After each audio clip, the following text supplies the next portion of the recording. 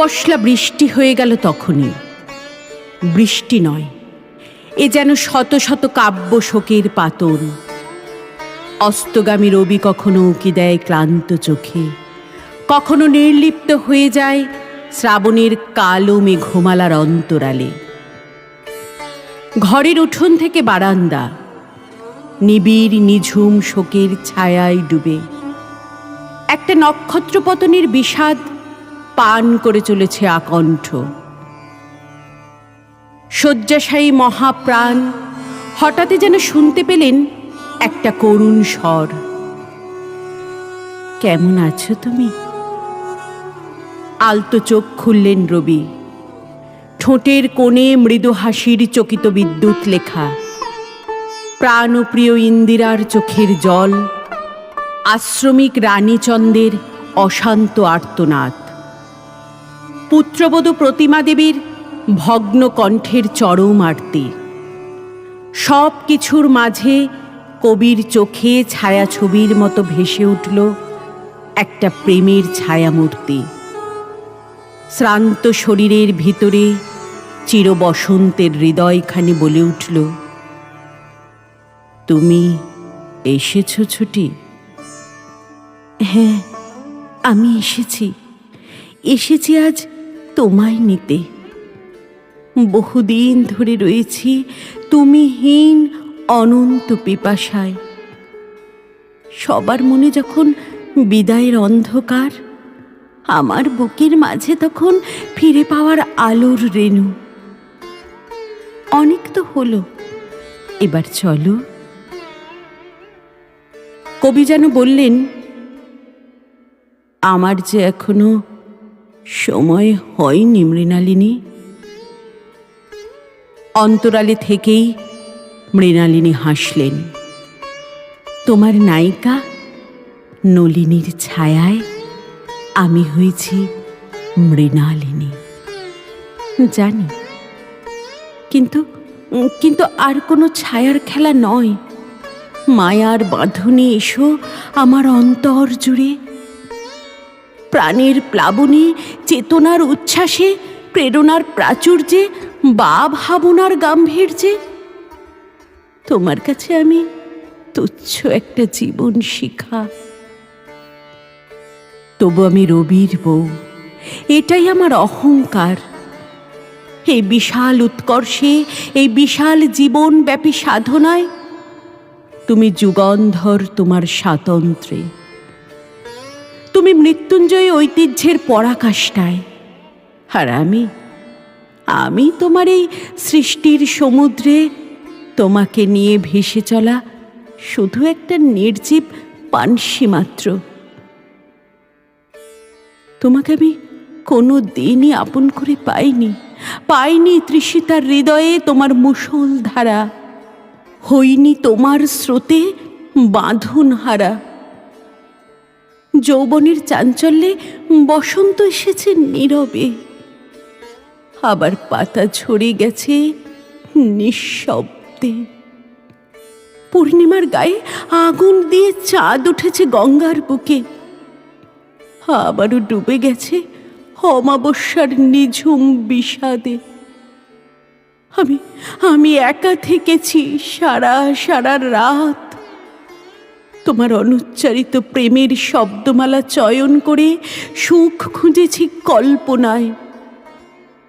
তুমি তখন পদ্মার বুকে, কখনো শিলাইদহে দাহ করছো আমার সেলাই করা প্রেম। তোমাকে পাইনি আদরে, পাইনি অধরে, অথচ আমি হেমদণ্ডের উপর দীপিকার আলোক শিখার সম্মুখে একবাঞ্ছিত দেবতার মতো তোমার উপাসনা করে গেছি একাগ্রে। কিন্তু সেই দীপিকার বিচ্ছুরিত আলোক শিখার অন্তরালে বহুদিনের কামনার পুঞ্জীভূত অন্ধকার আমাকে ক্রমশ ঘিরে ফেলেছিল। সে তুমি দেখতেও পাওনি, অথচ তোমার দার্শনিক দৃষ্টির প্রখরতায় আলোকিত জীবন থেকে জীবনান্তর। বিয়ের 5 বছর পর গাজীপুরের ভ্রমণে ছিল আমাদের প্রথম মধুচন্দ্রিমা। ভাবলাম সংসারের বন্ধন থেকে একটু মুক্তির বাতাসে ভিজব দুজনে। কিন্তু ভাগ্য যার পোড়া, ইচ্ছেগুলো তার দগ্ধই হয়। তুমি এখানেই হারিয়ে ফেললে তোমার প্রাণের বৌঠানের দেওয়া উপহারের আংটিখানি, কাদম্বরীর শেষ স্মৃতিচিহ্ন। জানি জানি সে নেই, তবু তার অবাধ বিচরণ তখনও তোমার অন্তরে। তুমি সেদিন সারা রাত ঘুমোওনি বিমর্ষ বেদনায়। সেদিন বুঝলাম দুজনেও একা হওয়া চাই। শান্তিনিকেতনের বাড়িতে অসুস্থ আমার মাথার উপর সারা রাত জেগে পাখা করতে করতে বললে, আমি কেন এত নিষ্ঠুর যেন ছুটি। আমার সামনে এখন বহুদূরের পথ। আমি কোনো মায়ায় জড়িয়ে আবিষ্ট হতে চাই না। সে কথা শুনে মুহূর্তের জন্য স্তব্ধ হয়ে গিয়েছিল হৃদয়। চোখের কোণ বেয়ে শুধু বিমর্ষ বেদনার অশ্রুধারা বয়ে গেল অন্ধকারের অন্তরালে। বুঝলাম কবির বউ কখনো সুখী হয় না। কবি কখনো কারোর একার হতে পারে না। তাকে আটকে রাখলে আটকে ওঠে সৃজন, ঘটে হৃদয়ের মৃত্যু, ঘটে প্রলয়। যেটুকু দিয়েছ তুমি আপন বেগে, সেটুকুতেই পত্র পুষ্পে সাজিয়ে নিয়েছিলাম আমার হৃদয়ের ধরণী। যতটা দেখেছি তোমাকে কাছে থেকে, ততটা দেখার ভাগ্য যে হয়নি কারোর। এখানেই আমি অনন্যা। এখানে সব দুঃখ বিলীন হয়ে নীলিম হয়েছে মৃণালের বিষণ্ণ পত্র। আজ তোমাকে নিতে এলাম কবি। পৃথিবীর মাটিতে তোমার প্রয়োজন ফুরিয়ে এসেছে। এবার এবার তুমি শুধু আমার, একান্তই আমার। আজি হতে শতবর্ষ পরেও তোমার সহস্র সৃষ্টি গর্ভবতী বৃক্ষের মতো জন্ম দেবে লক্ষ লক্ষ সুগন্ধি পারিজাত। তবে এসো, এই বাড়িয়ে দিলাম হাত।